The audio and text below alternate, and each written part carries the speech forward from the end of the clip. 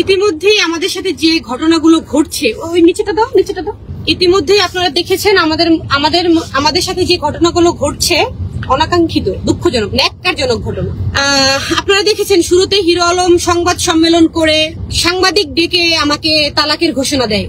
সেটাও আমার সাথে অন্যায় হয়েছে। সে পরকীয়া করেছে, পরকীয়া ধরাতে সে আমার উপরে রেগে আমাকে তালাক দিয়েছে। মৌখিকভাবে হোক সে কাগজে সে দিয়ে কাগজ লুকায় রাখে নাই। এমন হলে আমি কি করব বলেন? এমনও তো হতে পারে যে সে আমাকে তালাক দিয়ে কাগজ লুকায় রাখছে, আমাকে দেয় নাই এখনো কাগজ। সে যে বউ দাবি করে, আপনারাই তো দেখেছেন সাংবাদিক ডেকে এনে সে আমাকে তালাক দিয়েছিল, বলেছে আমি এই বউ রাখবো না, আমি তালাক দিয়েছি। আচ্ছা গেল। সে বিগত দিনে সে আমার সাথে সবকিছু মিউচুয়াল করতে চায়। আমি তখন বলি যে কিভাবে মিউচুয়াল হবে আমাদের? আপনি তো মিউচুয়াল করার কোনো অপশন রাখেন নাই। আমার তো ফ্যামিলি আছে, আমার তো বাবা মা আছে, আমার তো গ্রামে একটা নামগন্ধ আছে, তাই না? নামগন্ধ তো আপনি মুছে দিয়েছেন, সবাই জানে আপনি আমাকে তালাক দিয়েছেন। এখন আমরা কিভাবে মিউচুয়ালে আসবো? সে বলে আমি যেমন মিডিয়া ডেকে তোমার সম্মানহানি করেছি, তোমার সম্মান আমি ফিরিয়ে দিব। আমি বললাম এটা খুবই খারাপ একটা বিষয়, যেহেতু আপনি মিডিয়া ডেকে আমাকে তালাক দিচ্ছেন, আবার মিডিয়া ডেকে মানুষ বলবে আমরা নাটক করছি, মানুষ বলবে আমরা ভাইরাল হতে চাচ্ছি। আমি এরকম চাচ্ছি না। আপনার নামে মিথিলা ধর্ষণ মামলা দিয়েছে, আপনি মিথিলাকে বিয়ে করেন। আমি তাকে কন্ডিশন দিয়েছি আপনি মিথিলাকে বিয়ে করেন। তারপরে সে বলছে সে রিয়াজকে ধরেছে। লাস্টে সে আজকে যে ঘটনা ঘটছে, রিয়াজকে সে নিজেই বলছে যে তুমি দেখা করো না হলে আমি তোমার সাথে দেখা করো। রিয়াজ আসছে বাসায়, রিয়াজ আসছে, সেও আসছে। এর মধ্যে রিয়াজের সাথে যখন সে বাকবিতণ্ডায় জড়ায় গেছে, স্বাভাবিক। রিয়াজের বউর সাথে হিরো আলম কি ধরনের ভিডিও বানায় আপনারা দেখছেন। গাড়ির মধ্যে শুরু করছে কিন্তু তারা। আমরা কিন্তু বলেছিলাম যে আমরা কিন্তু ক্যামেরার সামনে ভিডিও করছি, কিন্তু আপনারা কিন্তু গাড়ির মধ্যে টুলুমুলু করে ভিডিও করেন। সেটা দিয়ে তারা কত হাসাহাসি, কত হাসে।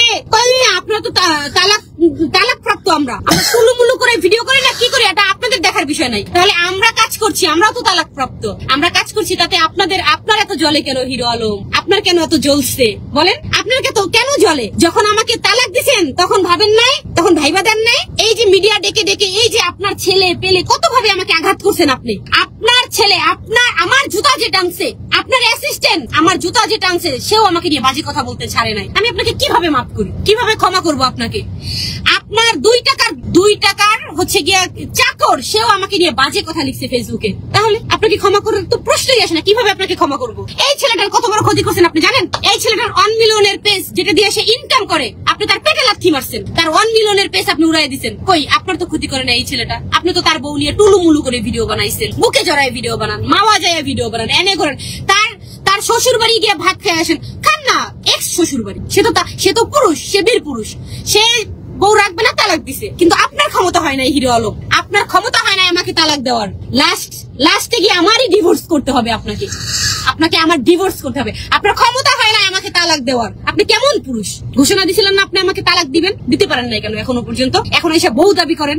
আপনি এই ছেলেকে বাসায় রাখছেন, আপনি সিন ক্রিয়েট করছেন, আপনি এই ছেলেকে মারছেন, আপনি মামলা দিচ্ছেন। কেন দিচ্ছেন মামলা? কেন মিথ্যা হয়রানি করতেছেন এইভাবে? কেন করতেছেন বলেন? কেন করতেছেন? এই ছেলেকে তো আপনি ডাকছিলেন মিউচুয়াল করবেন। আপনাদের মধ্যে ঝামেলা হয়েছে, এক কথা দুই কথায় আপনি মারছেন, আপনার ছেলে পেলে মারছেন। দেখেন মেরে তো তার মাথা ফাটাইছেন, আবার আমাদের নামই মামলা দিচ্ছেন। মিথ্যা মামলা দিচ্ছেন আপনি, মিথ্যা মামলা। দেশবাসী দেখেন, মিথ্যা মামলা। আসলে মিথ্যা দিয়ে সত্য কখনো ঢাকা যায় না, কখনোই ঢাকা যায় না। মিথ্যা দিয়ে সত্য কখনোই ঢাকা যায় না। আপনি একটা মুসলমানের বাচ্চা, ঠিক আছে? আপনি কিন্তু মুসলিম, এটা মাথায় রাখবেন। আপনি এই যে আমার বাসার নিচে চিল্লায় বলছেন, এই যে বলছেন যে আপনার বউ নাকি দেহ ব্যবসা করে, সেই বউ কোনোদিন ফেরত পাইতে চান? আবার আপনার বউ তো এখনো তো রিয়ামণি আপনার বউ। তাহলে বউর নামে যে এত বড় একটা কথা বলছেন, ইসি ঘৃণা। এরকম মেয়ে বিয়ে করছেন আপনি, আপনার লজ্জা লাগে না? আপনার শরম নাই?